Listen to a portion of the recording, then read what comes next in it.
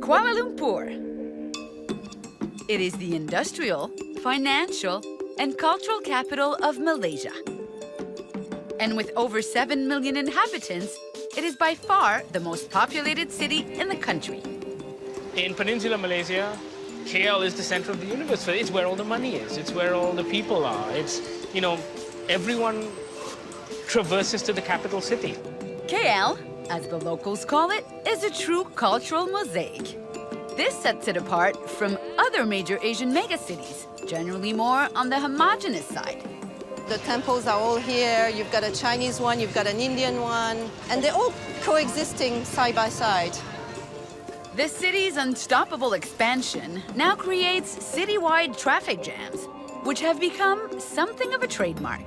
Day or night, getting around can get pretty tricky. I took the car and I got into traffic at the wrong time. Some days I take up to 2 hours to just get home. Kuala Lumpur's eclectic style is what makes the place so interesting. And surprisingly, even through constant transformation, it has found a way to remain true to its unique identity.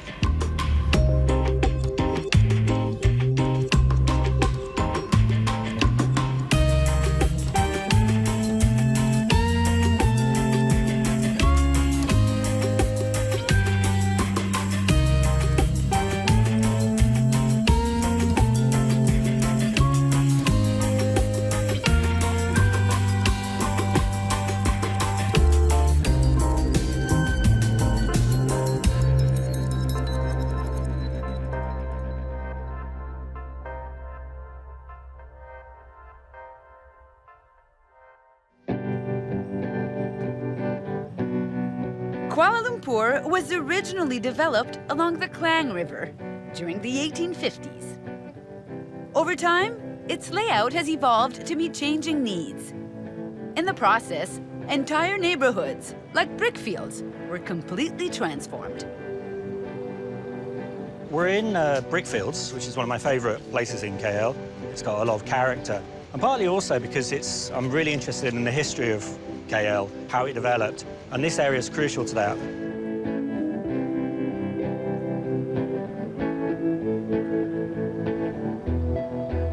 As the name suggests, this was at one point a major production for bricks. When floods and fire destroyed the first real settlement in KL in the early 1880s, when it was rebuilt, they decided that it was much better to build with brick and tiles, less likely to burn down, obviously. And this was a very good source of the right sort of clay to make bricks. So it's crucial to the development, and many of the most famous buildings in the centre of KL, in the old colonial district, are made with bricks from here. It's also very much associated with the Indian community here. But by Indian, I mean sort of anywhere from South Asia, really.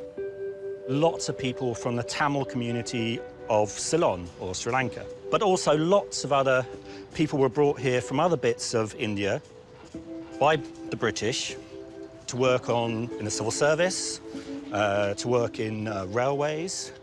And it switched from the old KL to the new KL at that point. That's right. The original Kuala Lumpur it's a very young place. Mm-hmm. In world terms, even in Asian terms. Only really settled for the first time in 1857 by a group of intrepid Chinese miners. They found so much tin, it was so wealthy that it became a boom town, and a pretty lawless boom town at that. Prostitution, gambling, just outright gang violence for people who wanted to control the trade. Once this place became rebuilt in brick, it turned into sort of a proper community. The only women initially were probably prostitutes. Then it started having families moving here and everything like that. But it still remained, I suppose, very much a frontier place.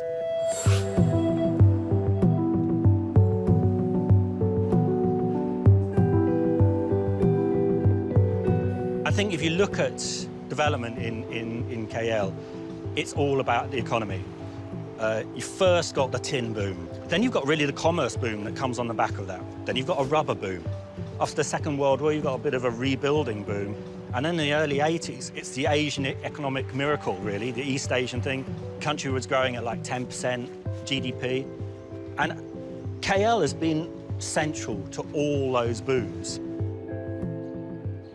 KL it wants to see this whole area at some point soon as Greater KL. And it's envisaging that this Greater KL, Klang Valley area is going to have 10 million people by 2020. There's only got about 7 million people now. It doesn't seem to know how all those people are going to live here. Right. It doesn't seem to know how those people are going to get to work. And it doesn't seem to know really what work there will be for all those people. But that's the aim, so that this can be like a world city.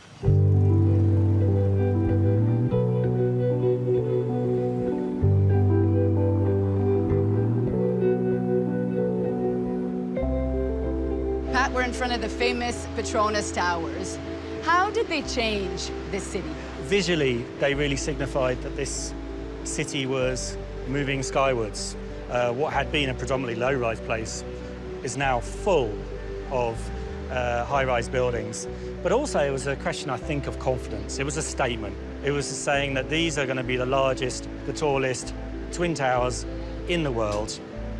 And I think it's very much emblematic of this new Malaysia, this idea of a country that was going to head towards high income levels. And also, it's important that this is also Petronas, which is the national oil company.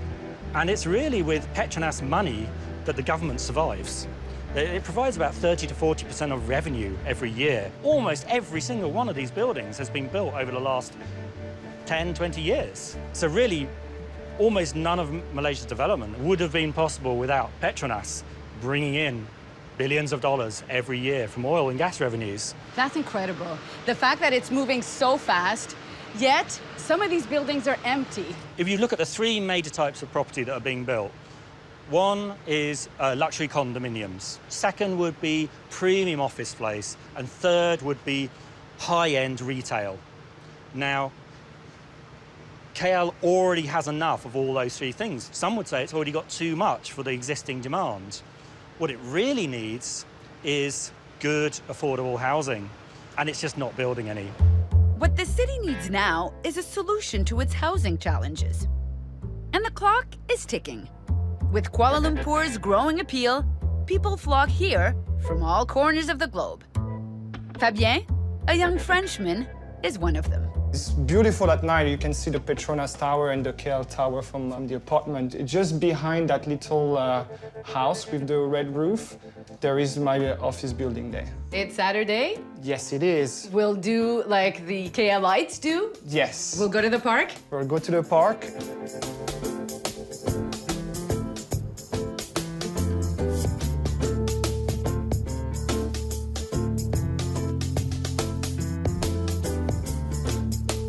We are going into the suburbs. You're gonna see the difference between like those big buildings and like those kind of like low-rise houses.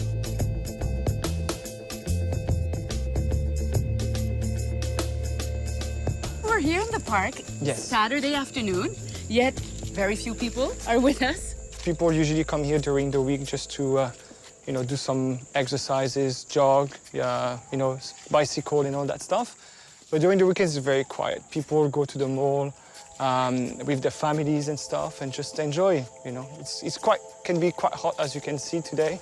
And staying outside can be quite drastic with a lot of kids running around. That's it, because people go to the mall to escape the heat. Because exactly. It's 34 degrees. Yes. You're lucky today because it's not the rainy season and the humidity can go up to 90%. So this is really like heavy, humid, stuffy air. Right now it's quite dry, so it's kind of enjoyable, actually.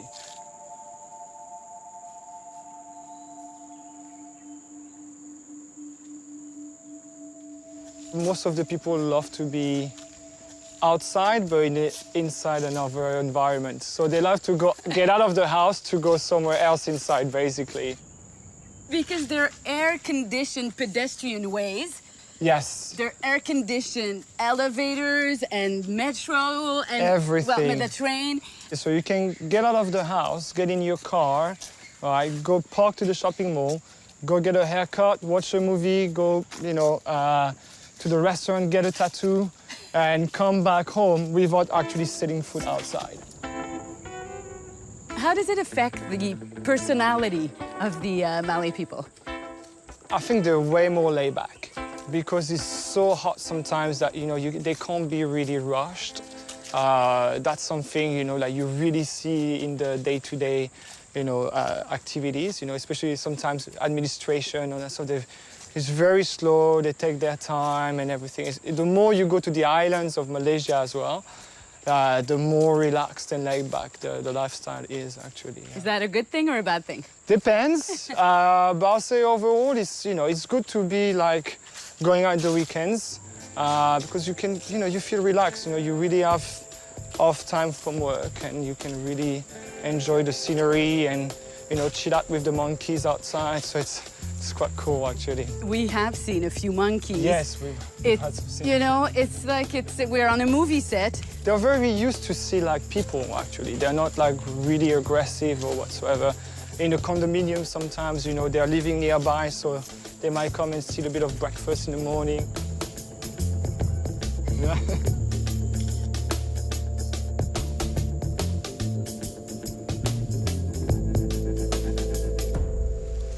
How does the city compare to other Asian cities?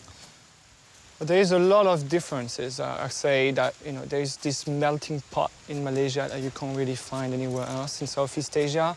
The food is quite unique as well. You've got all those mixes of gastronomies and cuisine, which is very, very enjoyable to the mouth, actually. That comes from that melting pot. It is, actually. You've got all those Malay dishes, and then, you know, people get married between ethnies, and then the recipes get exchanged, and then it creates new cuisines. So, for example, in Malaysia, you've got Nyonya food, which is a mix of Malay and Chinese food. So you've got that spices of, you know, to the palate from the Malay cuisine. At the same time, you've got the rice-based dishes with China and all that stuff. So it's very, very interesting, and it's delicious. Kuala Lumpur is also undergoing a major cultural revolution. But its unique and harmonious ethnic diversity, deeply ingrained in local identity, is what sets it apart. In KL's impressive cultural mix, walking from one neighborhood to another feels more like traveling the world. Just by walking the street, you can see already the mix and the diversity. And for example, you know, the temples are all here. You've got a Chinese one, you've got an Indian one, and they're all coexisting side by side.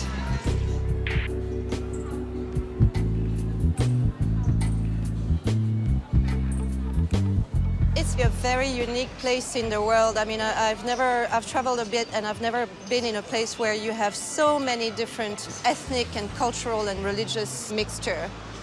Of course, the main races that you can find here is the Malays, who are predominantly, they are all Muslims. And then the first minority here is the Chinese, followed by the Indians, and all the others. And the terms Malay and Malaysian should not be confused here. While Malays are an ethnic group who speak the same language and are also present in Indonesia, Malaysians are actual citizens of Malaysia. This includes the Chinese and Indian populations that live within the country. All these groups, they coexist well? Yes, they do. They all work together. They all entertain together. They celebrate their own festivals, but everybody respects each other's festivals and beliefs and foods and Holidays. And we even celebrate each holiday. So there is a holiday for Ramadan, there is a public holiday for Deepavali, and there is a public holiday for Chinese New Year. And you do them all? And we all do them.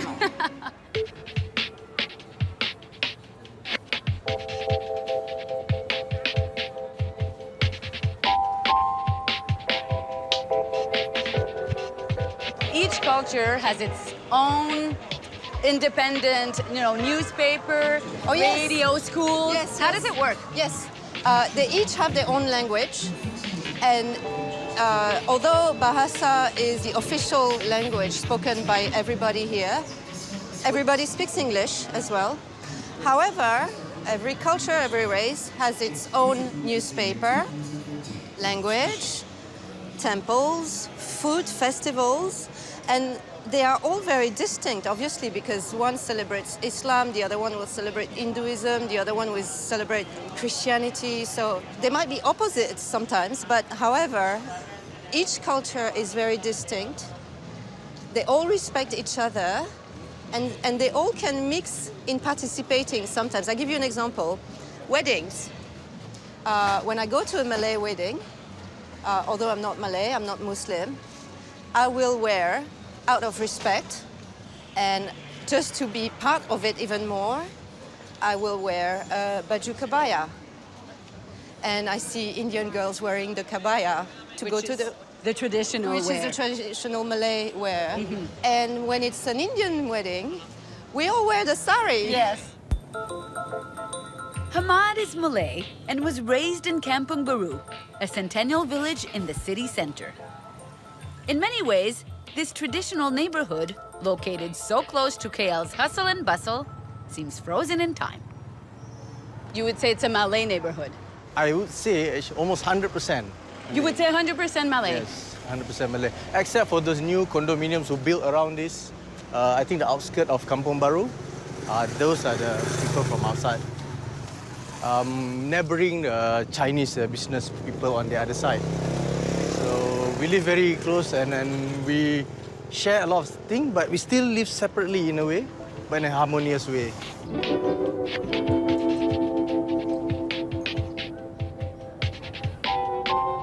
It's a village right in the middle of one of the well-known city in the world. So it's unique, and it's still called village. Kampung Baru means a new village.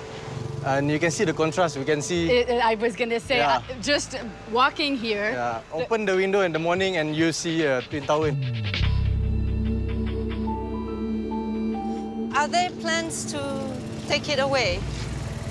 There have been talks about it? Yes, and some project has been started, but also some resistance from the people who born and raised and live here until Right. today. Here's my aunt's house. Assalamualaikum.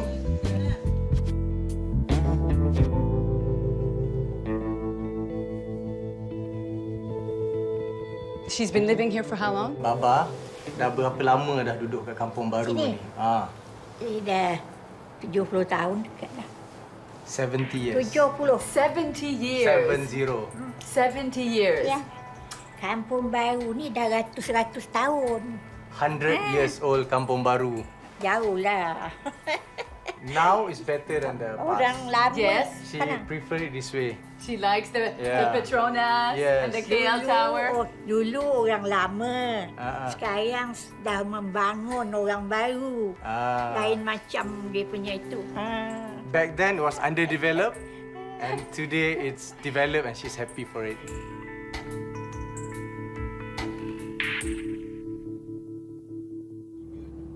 Now that the port is isolated from the city, the Klang is no longer used for commercial transportation and is seen as a nuisance rather than a resource. But not all locals feel this way. Some are actively trying to protect the water through sustainable change. This is the first beginning of the Klang River. It's a nice place for you to meditate, actually. She's flowing freely and with the welcoming people to come and feel and enjoy her presence in this area. You talk about the river as a person. Yeah, it's a living entity. We call natural river as a living entity.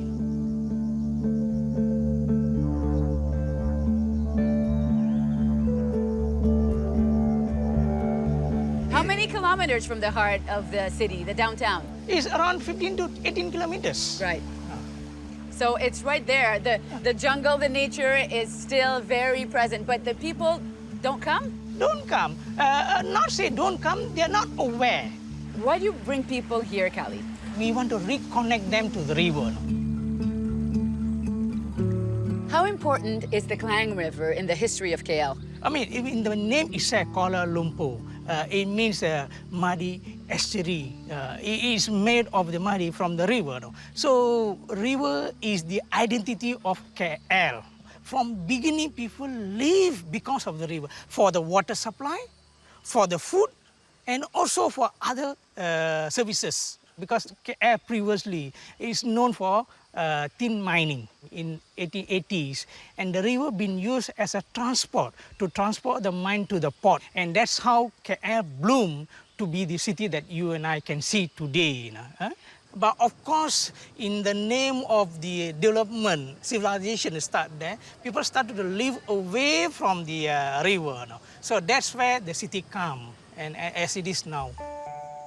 Did you see any pictures of when the river was running and clear? Of course, I have spoken to a lot of local communities, but unfortunately not my time, but senior people who are now 80 years, 90 years. So when we listen to their story, beautiful story, how the river was in KL, how they used to swim in the KL city, how they used to catch fish, and we are not talking about 100 years ago, we are talking about like 40, 50 years ago.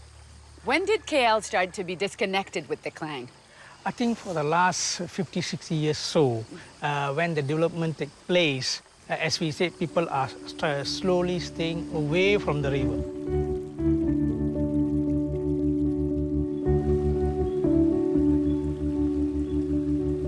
So now they are doing sampling to know what are the aquatic life that live as an indicator for clean, vibrant, living river.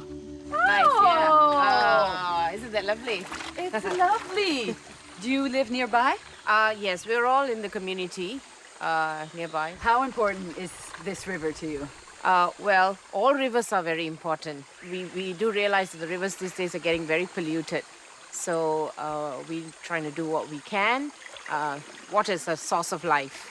So we need to keep our rivers clean. It's been a few years only that the people have been that much aware of the importance of the river. Yes, but as they say, it's better late than never.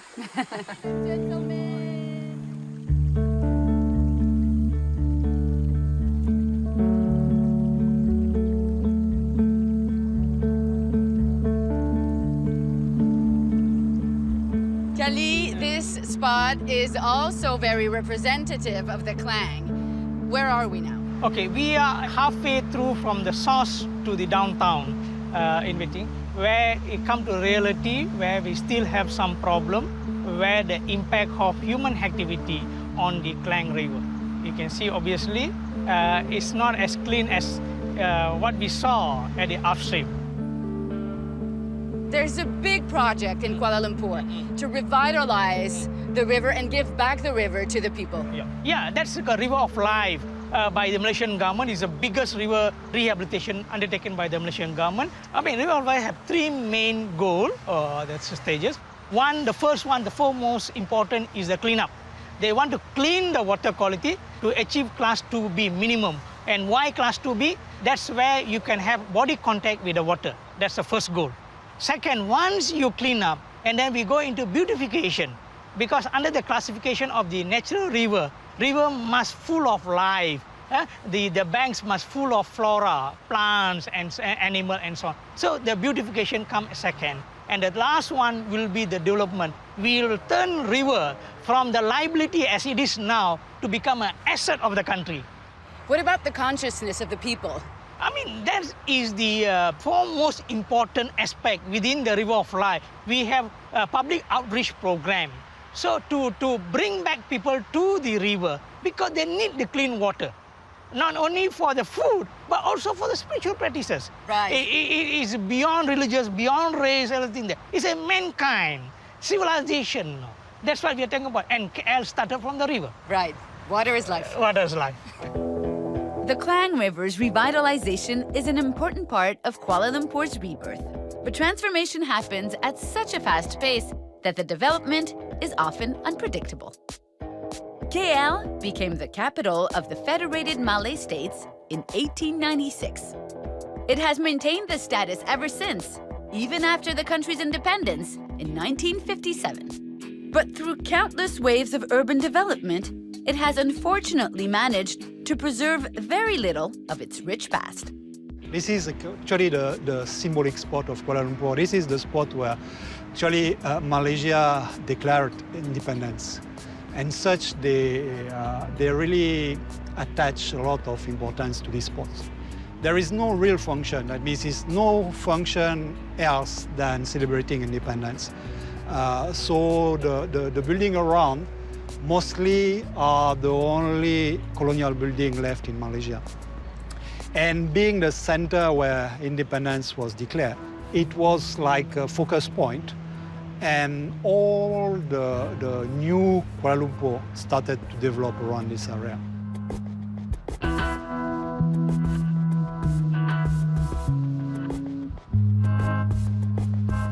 So from the colonial period to the 1980s, there's nothing much happening architecturally wise. Not really, because Malaysia was starting its development. Between the independence in 1957 and the 80s, there was very little development in Malaysia in the term of architecture. Basically, the focus was more to get the city in shape, the nation in shape. And then from the 80s, they turned, in fact, into a real developing country. I mean, it was the time of the Southeast Asian tigers, and they really developed their own architectural style. And we can see here Daya Bumi building here, which is actually the footprint of this building is the same than the KLCC. It's the same inspiration. It's a same model. Yes, it's a Muslim Islamic shape, geometrical shape. And after the idea was taken back for the KLCC towers. So this area really is a focus. If you can say, you have this 80s building, the Maybank building also by Jas Kasturi, which is a building where, in fact, they start to express kind of modernity. That means the time where Malaysia was built by Malaysian, and then the expression was expression by Malaysian.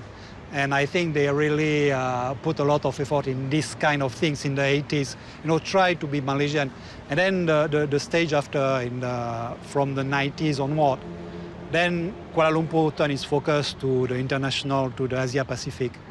And they went into more, I will say, contemporary, but really more international building with what we call a Pacific style. I mean, something you can find from Vancouver to Shanghai, to Hong Kong and to Malaysia. How would you define the Malaysian style?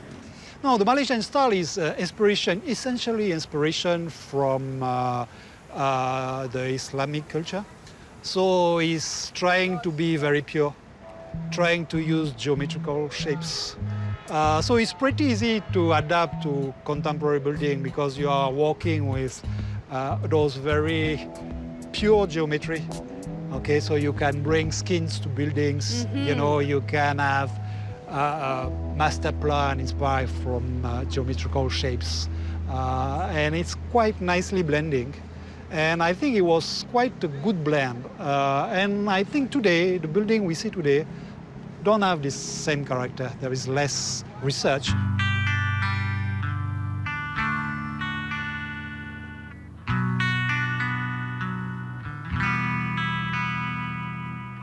Philippe, we're in the heart of KLCC, which means?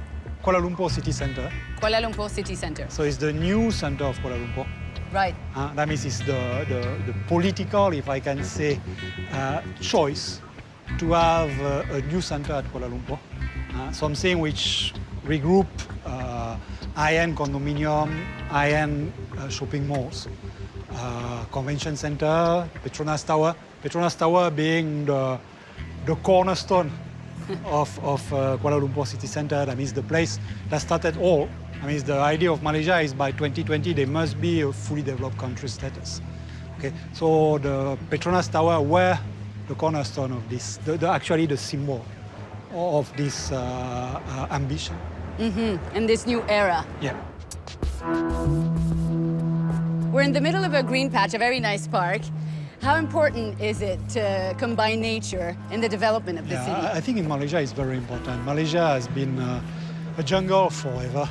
And recently start developing, so the advantage is everything is growing very nicely.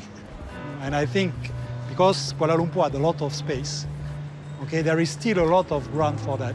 You know what I mean? It's an open city. The history made the center of the city very interesting in terms of large properties. Right, and you don't sense the density Exactly. So of a city here. No, because of that, because most of the property before were big bungalow in this area. So that means that the initial lots are pretty big. And it's a very good ground to develop towers like this. That means one lot, one tower, you still have enough space around.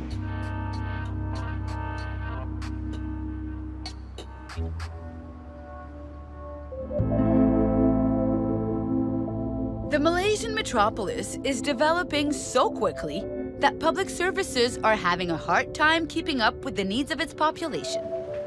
Just getting around in this city can be at once challenging and very time-consuming. We're taking a taxi down to the LRT, which is about a 20-minute drive away from most where residents live. And then we'll take the light rail transit right down to KL Central, which is the transport hub. And that connects everybody to any sort of transport mode, from slow trains to the fast speed train to the airport, and possibly other taxis and buses service. That's where the main transport hub is built.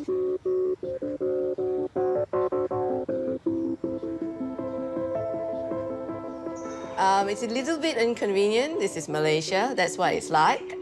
So your connectivity is not very strong. We can't walk to the station like probably most developed markets set up, but we will have to make do and fill in the gaps. This is our ride. Yes. How many kilometers between your house and downtown Kuala Lumpur?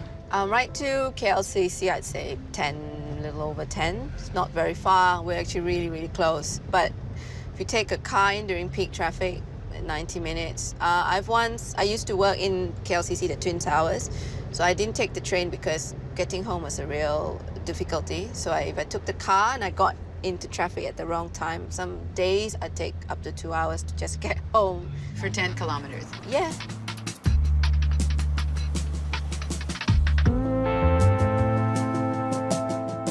There was a Nielsen automotive survey that said Malaysia's car ownership rivals the ones of US, okay? Really? Yeah, so it's 1.5 cars per person on average. So it's a real car culture here. It is. People love their cars. Cars come attached to convenience, because we didn't really have a really well thought out public transport system way back even then.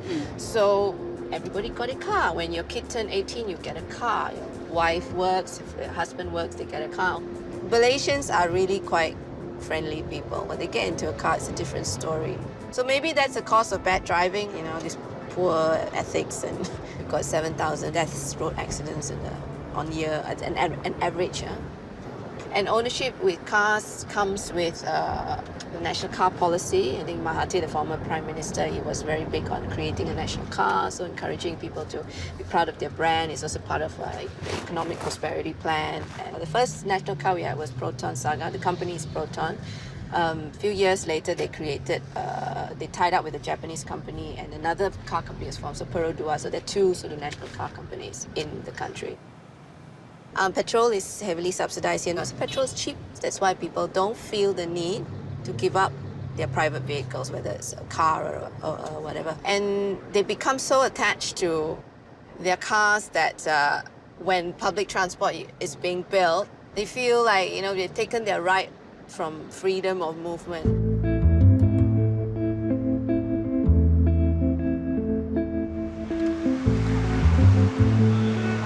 Here we are. Apart from the car, how do people get around in KL? Within Kuala Lumpur, this would be considered an intercity rail. What we're on is a light rail transit. It takes X number of passengers into town and into suburban areas. It's cheap. It's like 2 ringgit, which is 30 American cents for a ticket.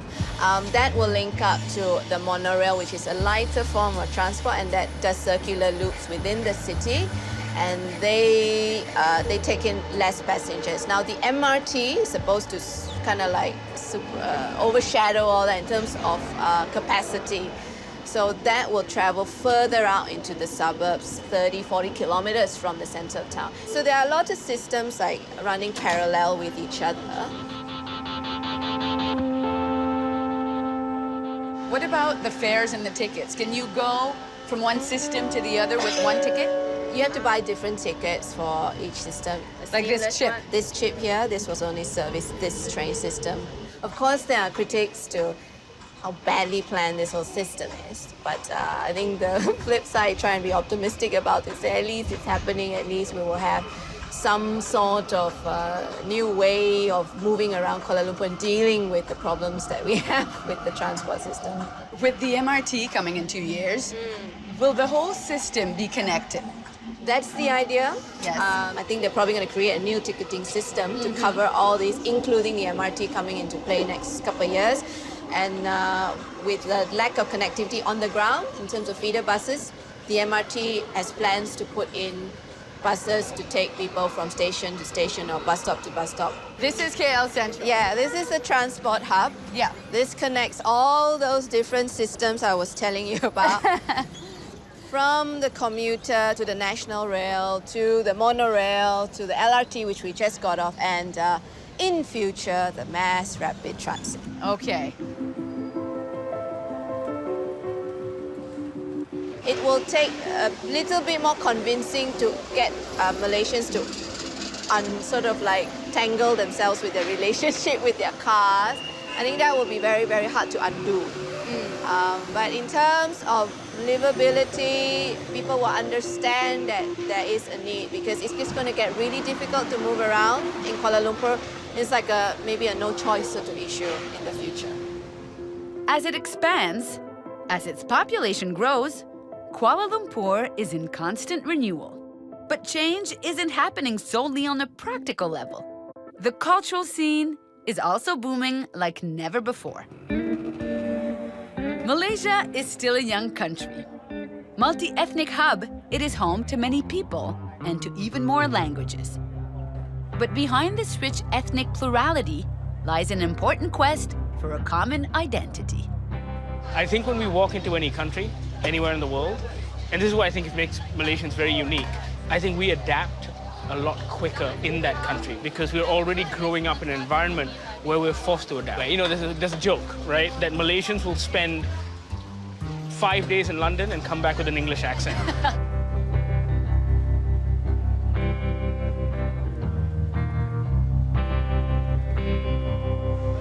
What is the Malaysian identity compared to the KL identity? All right, so Malaysian identity is still something we're grappling with. We're still trying to find it. And like every other culture in the world, we kind of find this identity through our art and our literature and our movies and, you know, that kind of cultural identity. On the base level, we still have those roots, those Malay roots, those Chinese roots, those Indian roots, those native roots, those Aboriginal roots, right? That doesn't go away. But on another level, to become truly Malaysian in that sense, I think it's this melting pot. I think it's this mix of culture. I have this theory that the more we intermarry, the more we become kind of like this shade of beige. I think it's better. I think it's cool, right? I think that defines our identity. That's who we become in the end.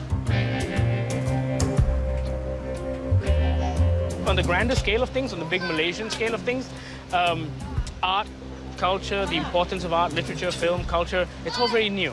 Admittedly, we aren't a culture that prided itself in writing for fun. It wasn't encouraged? It was, but as a hobby. Don't do it as an occupation. Don't be ridiculous. Become a doctor, become an accountant, become a lawyer, an engineer. That's how you make money. That's what we need. We don't need writers or artists. No, it's crazy. And there's a very logical reason for it. You know, we started off with nothing. 1957, the British had left. Sure, they gave us a railway system, a postal system, kind of, stuff like that. But for the most part, those are the kind of people we needed, right? So we needed doctors, we needed teachers, we needed engineers to build the roads and build the schools and all that stuff. And now 50 years later, 57 years later, 58 years later, we are realizing that, okay, maybe now we can put some time into the arts, put some money into the arts, encourage our children to become saxophonists and painters and writers, right? And I think every developing country goes through that. Seems like logical progression. It's happening. It's very exciting. Absolutely, you're part of it. And is KL driving this change? I'd like to think so. In Peninsular Malaysia, KL is the center of the universe. It's where all the money is. It's where all the people are. It's, you know, everyone traverses to the capital city. It's where people come to. So, yeah, this is where our artists are, our writers, our filmmakers, they're all here. So, just by definition, it seems like it's driving the art, right? Are the Malaysians liking what the Malaysians do culturally? Wow. Yes and no. It appeals. So, we're beginning to make different kinds of movies now. There's a younger generation of filmmakers that are experimenting with stuff. So they're not telling the same old stories. In Malaysian cinema, you will find the most popular stories to tell. Love stories, of course, horror stories, and gangster stories, right? Those are the three things. If you can merge it, if it can be a ghostly gangster in love, you're onto a hit, right? So that's the kind of stories that are told in Malaysian cinema. People are slowly breaking away from that because there are more young people, like you said, you know, that mindset's changing. So there are now more young people who come out of university and go, hey, I want to go make movies. I want to write a book. I want to paint. I want to make music, right? It's happening. Are there any themes that come up regularly? We haven't worked out how we fit in with one another. I think that's something that's big. And I think that'll only get bigger because we're slowly beginning to grapple with this notion of fitting in with one another. Writing, literature, performing arts, visual arts, they're all kind of burgeoning at this point. But the audience is still very small. And I think more needs to be done to kind of educate and grow an audience. Right. It's the same with the performing arts. It's the same with the visual arts. There is an audience, but that audience is very, very small. I think they're on the verge of something. I don't know what it is yet, but I think they're on the verge of something. And I think once we cross that line, once we tip over that verge, that edge, then I think it's going to be something cool to watch. What do the people do here at night, during the weekends? What we do all the time, without fail, is this. So all around us are food shops. This is your best entertainment. We eat constantly.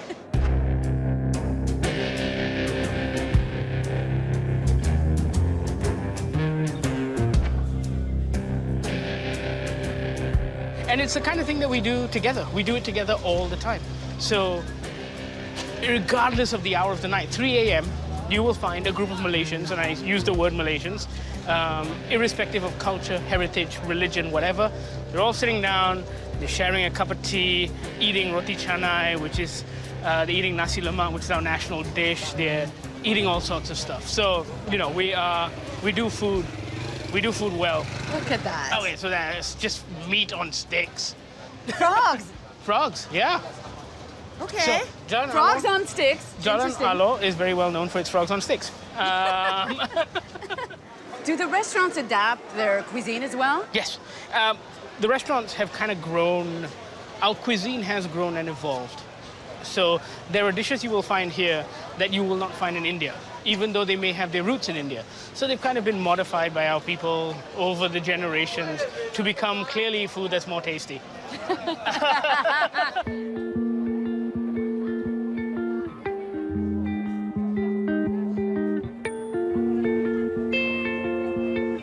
Look at that, we're eating. So, okay, what do we have? We've got two kinds of prawns. We've got butter prawns, which is just, you know, just look at it. And then we've got what's called salted egg prawns. This is a bit of an acquired taste, but it's okay if you don't like it because there's more for me. We got some clams, which are marinated in ginger and spring onions. We've got like a little bit of kailan and broccoli. And we've got a local vegetable called kangkong. But it's all kind of spicy, kind of herby, just delicious. Yeah. And these are just starters, right? Yeah, there's more coming. I don't know where to start. Okay, I'm gonna go for some of the vegetables and be good. This is normal for you. It is. It's completely normal for me. Like, see, more food. More food. Whoa. Oh, sizzling. Oh, sizzling. That's tofu. That's tofu. Just sizzling tofu. And we eat it all with rice. So. It's delicious. Oh, good.